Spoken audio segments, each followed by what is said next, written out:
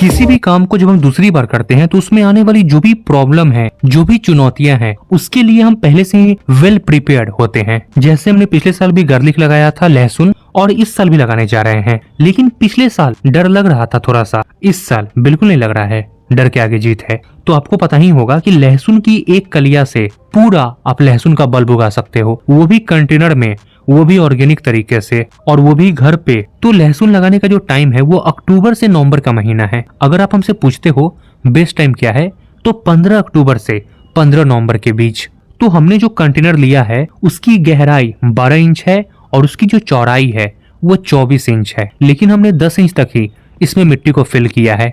अब हमने मिट्टी कैसे बनाया है, तो इसके लिए जो हमने सॉइल मिक्स बनाया है उसमें आप कोई भी मिट्टी ले लो 30%। उसके बाद 30% ही कोई भी कंपोस्ट आप ले सकते हो, जैसे कि वर्मी कंपोस्ट, काउडंग कंपोस्ट। उसके बाद 20% में कोकोपीट लेना है और बाकी के 20% में कंस्ट्रक्शन वाली जो सैंड होता है उसको ले सकते हैं, या फिर अगर वो नहीं है तो परलाइट जो होता है उसको भी ले सकते हैं। दोनों में से कोई भी। साथ में 2 हैंडफुल, 2 मुट्ठी भर हमने इसमें नीम की जो खली होती है उसको मिक्स किया है। अब इन सब को मिक्स करके एक मिक्सचर बना लिया और आते हैं गार्लिक को लगाने के ऊपर। लेकिन सबसे पहले हमने मेजरमेंट लिया, 4-4 इंच की दूरी पर हम इसको लगा सकते हैं। एक लहसुन की कलिया से दूसरे लहसुन की कलिया का जो बीच का डिस्टेंस है वो 4 इंच रखना है। और अगर आप लाइन वेरन लगा रहे हो तो एक लाइन से दूसरे लाइन की जो बीच की दूरी है वो भी 4 इंच रखना है। अब लहसुन की कलिया को नॉर्मली मिट्टी में दबा देना होता है उतना जिससे वो ढक जाए, लेकिन हम इस पर एक एक्सपेरिमेंट कर रहे हैं। लगभग 4 इंच डीप हम इसको मिट्टी में दबाएंगे, तो जो होल है वो 4 इंच डीप है। तो इस तरीके से सभी होल को हमने बना लिया। अब लहसुन की जो कलिया लेना है वो थोड़ा बड़े साइज का लेना है, बहुत छोटे साइज का कलिया को नहीं लेना है। मीडियम भी लहसुन की कलिया का साइज है तो चल जाएगा।